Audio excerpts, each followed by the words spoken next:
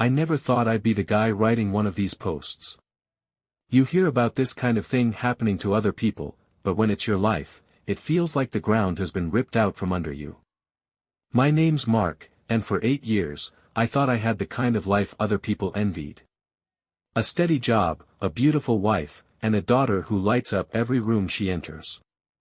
Now, everything feels like a lie. Rachel and I met at a mutual friend's barbecue back in college.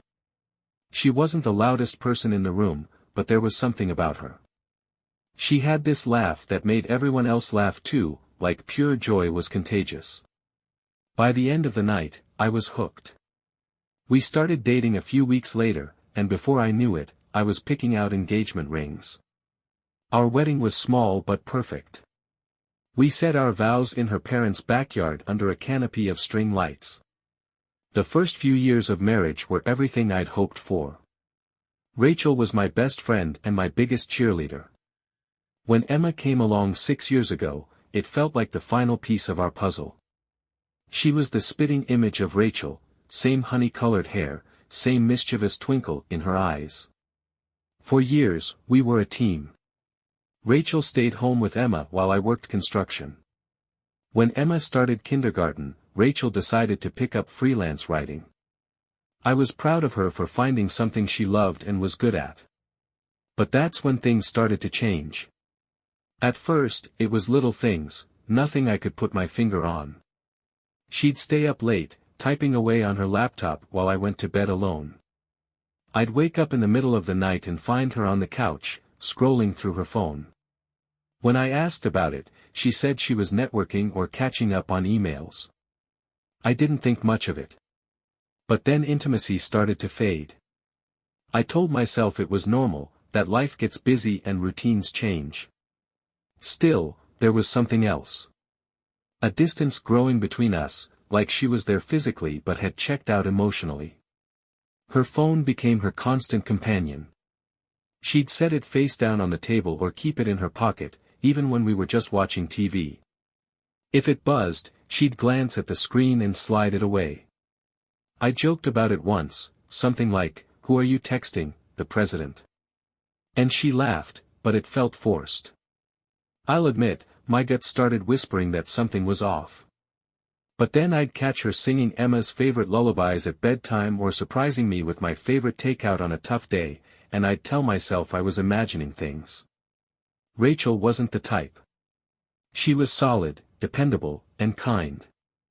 We'd been through so much together, tight finances, family illnesses, the stress of raising a kid. We'd always come out stronger. I couldn't wrap my head around the idea that Rachel might be slipping away. So, I ignored the little red flags, convincing myself that I was being paranoid. I told myself all couples go through rough patches. She was just busy, trying to balance work and family. I even felt a little guilty for doubting her. After all, we were supposed to trust each other. That's what marriage is, right? A leap of faith.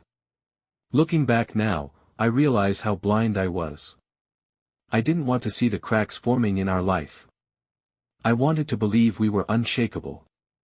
But that's the thing about cracks, you don't notice them until they've spread too far to ignore. It happened on a Tuesday night, one of those rare evenings when the house was quiet and still. Emma had gone to bed early after an exhausting day at school, and Rachel had curled up on the couch under her favorite throw blanket. I joined her for a while, but she dozed off halfway through some Netflix drama she insisted we watch together. I stayed up a bit longer, scrolling aimlessly through my phone. When I finally decided to head to bed, I noticed Rachel's phone on the coffee table. The screen was still glowing, casting a faint light across the room. Then it buzzed. I froze. I didn't mean to look, not really. But the preview popped up on the screen, clear as day. "Miss you tonight, beautiful. Can't wait for next time." The sender was James. At first, I couldn't process it. James? My cousin, practically a brother to me. I told myself there had to be an explanation, maybe it was a joke or some kind of misunderstanding.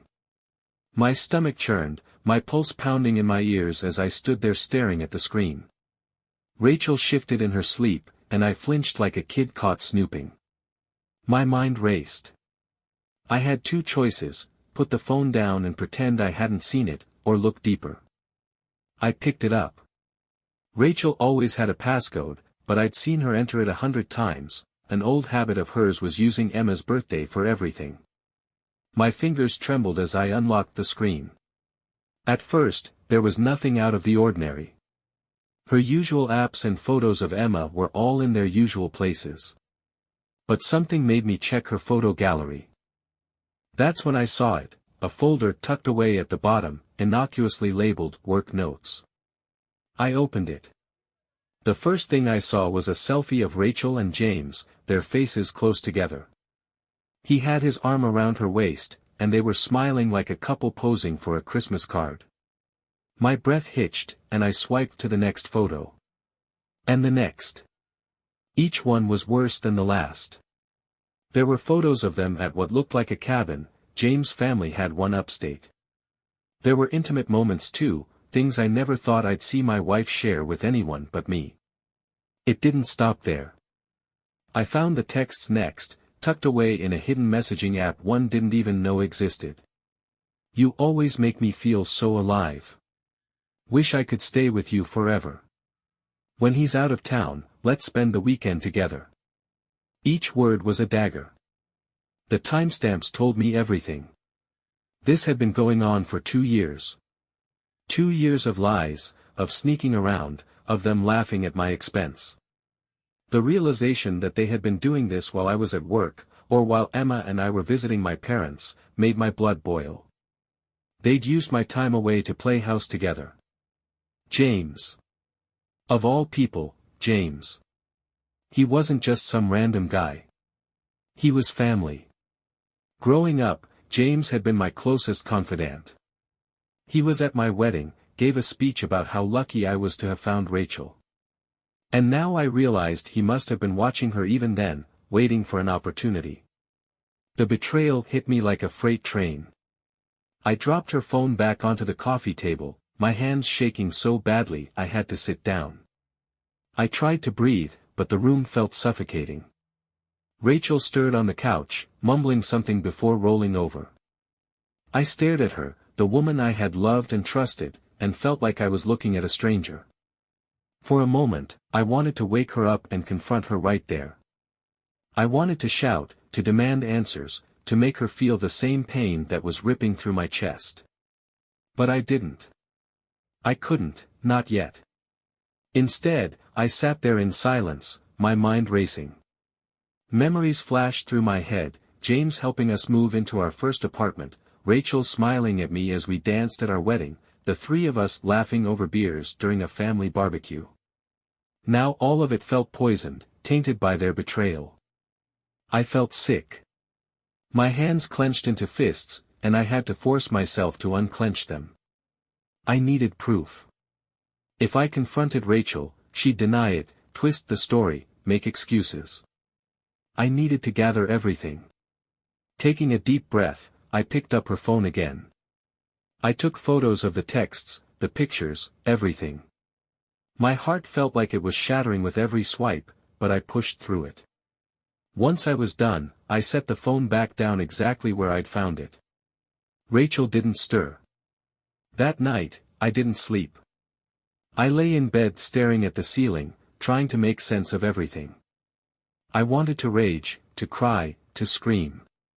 But all I could feel was a cold numbness creeping in, like my body was shutting down to protect me from the hurt. When the sun rose, Rachel was still asleep. I got up, showered, and went to work like it was any other day. But nothing about this was normal. Nothing about my life would ever be the same again. The days after discovering the affair felt like walking through a minefield. Every interaction with Rachel was a carefully measured act, a mask of normalcy I wore for Emma's sake. Underneath, I was a hurricane of emotions, anger, heartbreak, and disbelief. But I didn't let any of it show. Not yet. I spent those days gathering every shred of evidence I could find. Late at night, when Rachel was asleep, I pored over our shared finances. There were unexplained charges, dinners at expensive restaurants I'd never been to, weekend getaways when I thought she was visiting a friend, and even payments to a flower shop I didn't recognize. The GPS history on her car told its own story. Trips to James' cabin, visits to hotels just outside the city, and detours to places that had no reason to be on her route. Every new piece of information was another knife in the chest, but I swallowed the pain and kept digging. I needed everything.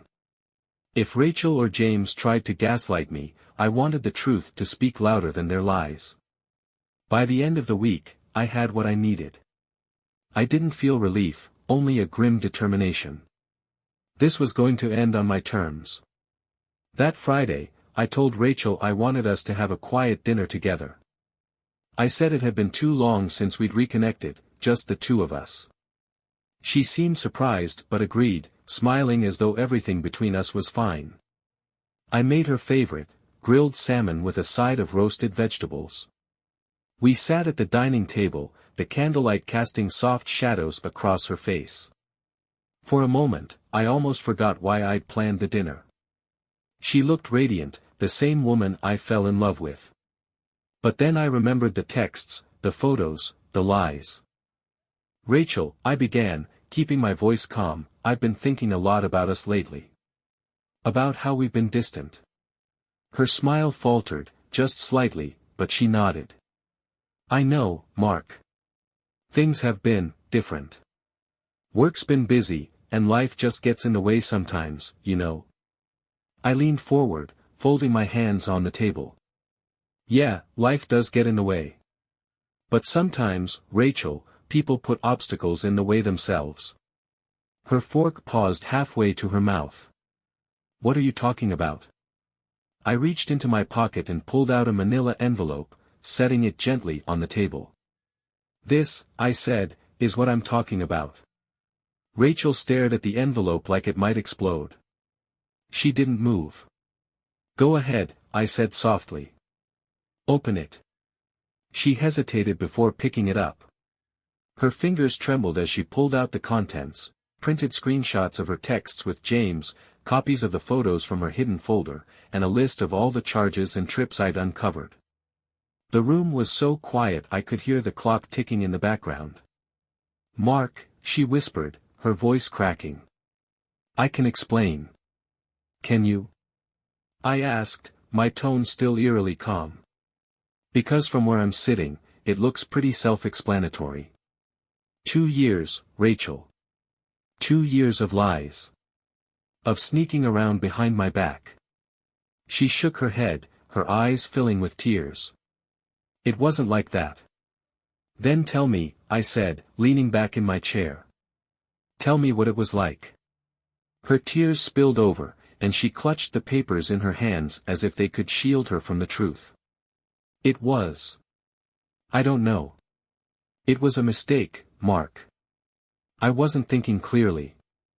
A mistake. I repeated, my voice rising for the first time. A mistake is forgetting to pick up milk on the way home. This, I gestured to the evidence on the table, was a choice. 1,000 choices over 2 years. Rachel broke down, sobbing into her hands. For a moment, I felt a flicker of pity, but it vanished when I remembered the way James had smiled at our wedding, the way Rachel had kissed Emma goodnight before sneaking off to meet him. And James? I asked, my voice cold. What about him? My cousin, my family? Was he just a mistake too? She didn't answer right away, but eventually, she looked up, her face streaked with tears. Mark, I swear, I never meant for this to happen. James, she faltered, searching for the right words. He made me feel alive again. He said things you haven't said in years. I felt like I was suffocating, and I slammed my hand on the table, and Rachel flinched. Don't you dare, I growled. Don't you dare try to blame this on me. I've been here, Rachel. I've been working to provide for this family, to give you and Emma everything you could ever need. And this is how you repay me? I'm sorry, she cried. I'm so sorry, Mark. Please, you have to believe me. It didn't mean anything. 2 years, I interrupted. 2 years, Rachel. You don't carry on an affair for 2 years if it doesn't mean anything. Her sobs quieted, and for a moment, there was only silence between us. I loved you, I said, my voice trembling. I trusted you. And you threw it all away for what? For someone who's going to walk away the second things get hard. Rachel tried to reach for my hand, but I pulled away. Mark, please, she whispered. I'll do whatever it takes to fix this. I'll end it with James, I'll go to counseling, just please, don't give up on us. I shook my head, standing up from the table. You already gave up on us, Rachel. You gave up the moment you decided he was worth more than your family. She started to say something else, but I held up a hand. This conversation is over, I said firmly. I'll sleep in the guest room tonight. Tomorrow, we'll talk about what happens next. But don't you dare think for a second that this can just go back to the way it was. Rachel stayed at the table as I walked away, her sobs echoing in the quiet house. Upstairs, I checked on Emma, who was fast asleep in her bed. I kissed her forehead and whispered, I'll always protect you, sweetheart. No matter what. As I closed her door, I felt the weight of the evening settle on my shoulders. This wasn't just about Rachel and me anymore. It was about Emma. And for her, I'd keep going, even if it felt like my whole world was falling apart. After that night, the house felt like a mausoleum, heavy with silence and unspoken words. Rachel stayed in the master bedroom while I moved into the guest room. We barely crossed paths except for moments with Emma. Even then, every interaction was laced with an unbearable tension, like a storm brewing just below the surface. I'd never felt this kind of pain before. It was like someone had reached into my chest and ripped out everything I thought I knew about my life. Betrayal wasn't a strong enough word for it. Rachel hadn't just cheated on me, she'd shattered the foundation of everything we'd built together. At night, when Emma was asleep, I lay awake staring at the ceiling, replaying the past 2 years in my mind. Every little detail I'd missed, every moment I should have questioned. I thought about the nights she'd stayed out late, claiming she was meeting friends. The weekends she'd encouraged me to take Emma to visit my parents while she caught up on work. I couldn't stop wondering, was I really that blind? It wasn't just the betrayal that haunted me. It was the humiliation. The thought of James, my own cousin, laughing behind my back, knowing he was sleeping with my wife while I trusted him implicitly. And Rachel. She had smiled at me, kissed me goodnight, and looked me in the eye every day while carrying on this double life. The worst part was the guilt. I couldn't help but ask myself if I was somehow to blame. Had I worked too much? Been too distant? Missed some vital sign that she was unhappy? But every time I started to spiral, I reminded myself, I didn't make her cheat. I didn't make her lie. One night, after hours of tossing and turning, I called Tom. He's been my best friend since high school, the kind of guy who always knows the right thing to say, even if it's not what you want to hear. He picked up after a few rings, groggy but concerned. Mark? You okay, man? No, I said, my voice cracking. I don't think I've been okay in a long time. Over the next hour, I told him everything. The affair, the evidence, the confrontation. Every word felt like ripping open a wound, but I needed to get it out. Tom was quiet for a while after I finished. Finally, he said, Mark, listen to me. None of this is your fault. Rachel made her choices, and they have nothing to do with you not being good enough. She's the one who broke your trust, not you. But what about Emma? I asked, my throat tight. She deserves a family. She doesn't deserve this mess. Tom sighed. Emma deserves a dad who knows his worth. You can't let Rachel's actions define you. Focus on your daughter. Be there for her. And don't let Rachel twist this around to make you feel like you're the problem. His words hit me like a lifeline. For the first time in days, I felt like I could breathe. But Rachel wasn't making it easy to move on. The next morning, she cornered me in the kitchen while Emma was still asleep. "Mark, we need to talk," she said, her voice soft but insistent. I kept my focus on the coffee maker. "I'm not interested in talking right now." "Please," she said, stepping closer. "I know I messed up. I know I hurt you. But I'll do whatever it takes to fix this. I'll cut James off completely. We can go to counseling.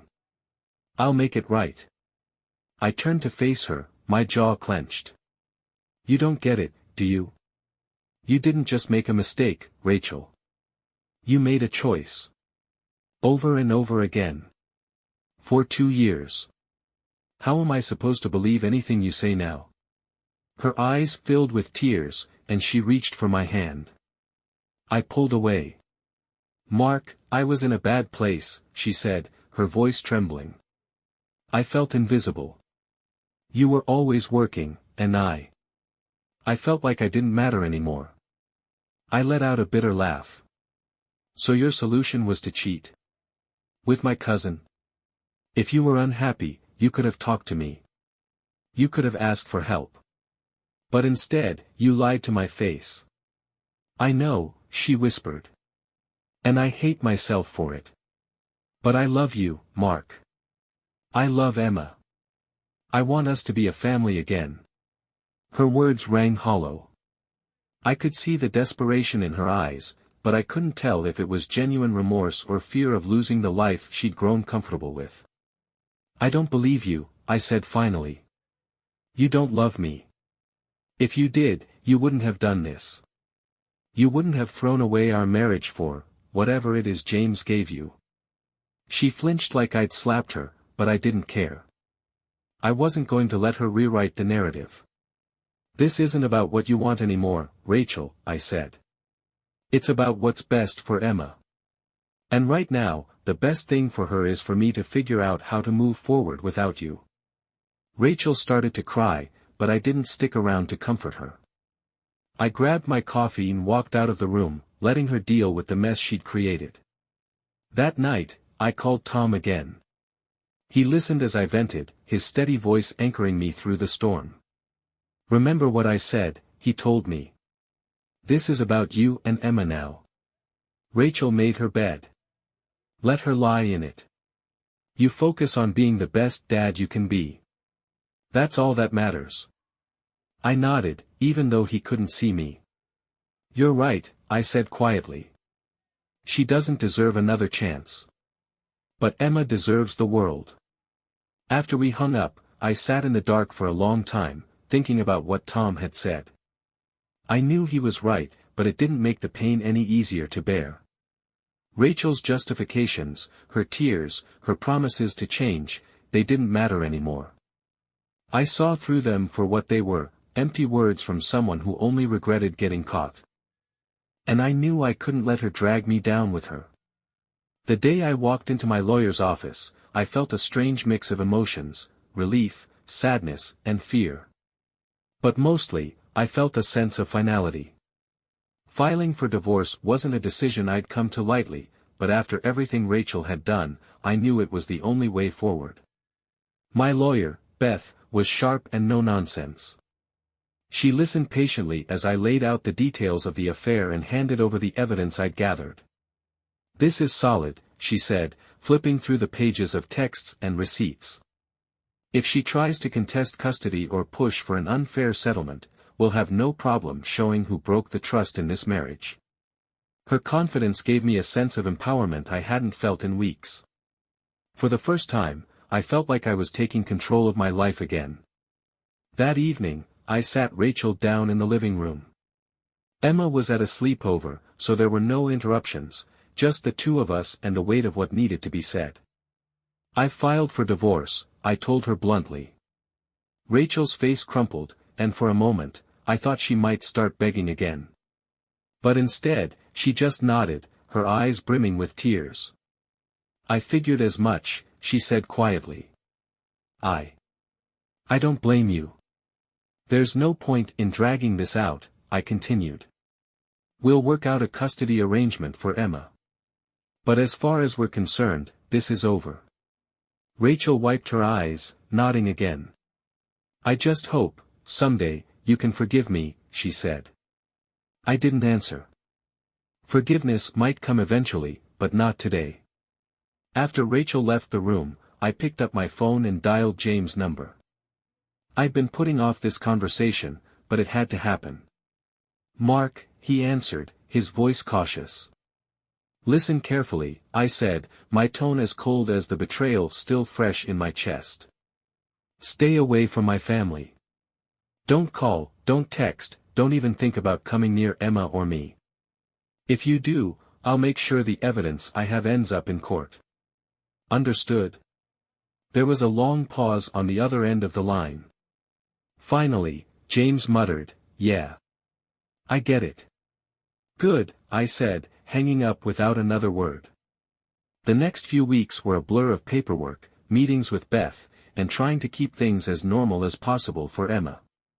Rachel moved out temporarily to stay with her sister, and I started adjusting to life as a single dad. It wasn't easy. Every corner of the house reminded me of what I'd lost.